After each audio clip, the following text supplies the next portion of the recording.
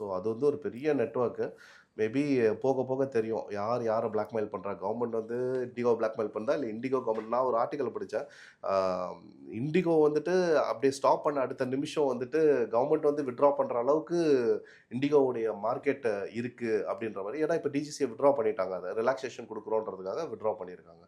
So அப்போ அவங்களோட domination ஜாஸ்தியாக இருக்குது இல்லைங்களா. கேள்வி ஒன்று வருது. டிஜிசியை வந்துட்டு ஒரு ஆர்டர் கொடுக்குறாங்கன்னா முன்னாடியே இன்ஃபர்மேஷன்ஸ் வரும் எல்லாருக்கும். இப்போ இந்த புதுசாக ஒரு ரூல் வரப்போகுது, இப்படி வரப்போகுது. பட் அது வந்து அமெண்ட்மெண்ட் ஆகி வெளியே வர்றதுன்றது, கவர்மெண்ட் வந்து ரூல் கொடுக்குறதுன்றது டேக்ஸ் டைம்.